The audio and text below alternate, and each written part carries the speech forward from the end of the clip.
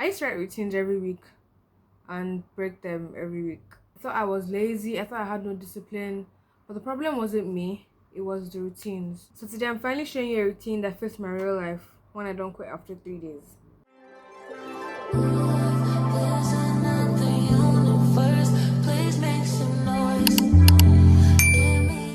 So let's get into the most important question. Why do most routines fail? Also, I'll be reading off my laptop in case you guys see me like clicking to a different place. Most routines fail because they're built for a fancy version of ourselves. We copy morning routines from people with completely different lives and energy levels, and that obviously is not going to work for us. For example, for most people, it's really hard to wake up with the same schedule every day. Some days you're really tired, and some days life just, happens. A routine should be something that provides structure for you. A routine should feel like support and not pressure. Step 1. Design your real ideal day. Ask yourself these questions out loud. When do I think best? What kind of mornings do I enjoy? How much alone time do I really need? What drains me? What makes me feel like myself? So firstly, obviously, when do I actually think best? It's probably going to be the morning for me. I'm honestly a morning person, and I've noticed this for most of my life. Like even when I was a little kid, like really, really young, about like 4 to 7 years old, I used to wake up pretty early, earlier than most of my siblings, and I just always liked the feeling of being awake and everywhere is quiet, which kind of answers the rest of my questions. What kind of mornings do I enjoy? I am deeply in love with slow mornings. Personally, as of now, I wake up by 4 a.m. like every day, not on Saturday and Sundays. I like the feeling of waking up and everywhere being quiet. It's just you and your thoughts. I clean the house, listen to an audiobook. If I still have some time after I crochet, read a book, watch a YouTube video or something, do dishes and all that. What drains me? To be very honest, I would say school or getting my siblings ready for school, honestly, because a lot of times it can be a whole thing. When you wake up early and then your siblings get up, you have to get them ready, and then you don't really have enough time to get yourself ready. Things like that, you can also add them into your schedule and ways you can prevent problems like that. What makes me feel like myself? Answer that question by myself, guys. I realized I'm more productive at 4 a.m., so I stopped forcing long night routines. Number 2, choose your non-negotiables. Imagine this circle is your life. Okay, not your life, this is your 24 hours in a day. There are some things in the day that you absolutely have to do, and for me this can be things like schoolwork, making content, cleaning, and other miscellaneous things like that take up your day, things that you know you absolutely have to do. If these things happen properly, your day was successful. You don't have to do a whole whatever every single day. But obviously there are some times where you do have free time.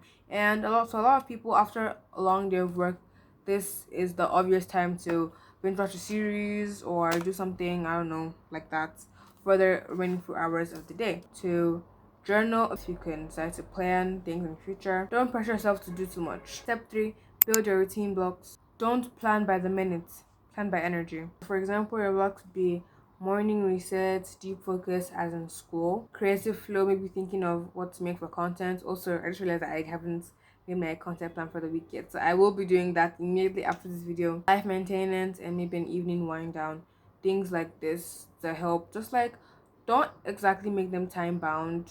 This might be really good for some people, but for some people that don't like to be under pressure or make routines, just give yourself like a to-do list, but with not so many things to. You've been watching the video. Don't make me confuse myself. Just remember that some days the blocks shift, but the structure stays. Step 4, make it sustainable. A routine only works if it still works on bad days, and this can mean having buffer time, like I explained in the non-negotiable section of this video, giving space for rest, and building a minimum version of your routine. So personally, what I do, like, I wake up by 4 a.m., but I have 3 alarms set. 4 alarms. I have an alarm for 4 o'clock, 4:05, 4:10, and 4:30. And my mom normally wakes up for school by 5.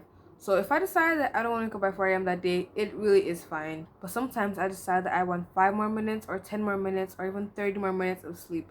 And things like this help me to, on the days where I feel really drained, they help me to continue this routine without feeling necessarily guilty about missing a day or missing a few minutes in the morning. For example, on hard days, your routine could literally be shower, make breakfast, study 1 hour, and go back to bed. It doesn't always have to be the most extensive thing. Just do what works for you. So this is just a little reflection section, but ask yourself how you can stay consistent. Stop asking, do I feel like it? And ask yourself, is this who I'm becoming? For example, what I like to do on most, you can pick a day of the week, Saturdays, Sundays, Mondays, whatever you want, and have a weekly reset. Clean your room, do laundry. You can delete some things on your phone, plan content for the week if you're a content creator, if you're a business person, things plan, I don't know, business deals. I personally reply to emails every morning because if a brand deal is gonna come in, I'm gonna know immediately. But reply to emails maybe once a week. You could reply to emails once a month.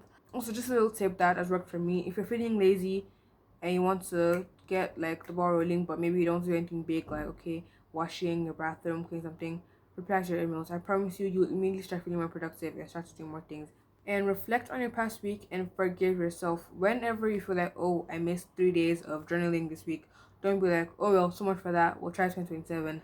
No, we are not doing that this year. I personally have not journaled in the past 2 days because I wasn't at home, but still, things like this happen. Don't ever abandon your routine because of a few days that were bad. You look so bold, guys. And remember, consistency is returning, not perfection. If your life feels chaotic, your routine is your anchor. Build it with love and not pressure. That's going to be the end of this video. We're building our lives intentionally here. Subscribe and let's go together. Also, follow my TikTok and Instagram. My main platforms for now are TikTok and YouTube, but I'm going to be trying to be posting more on Instagram. See you next week, guys. Bye.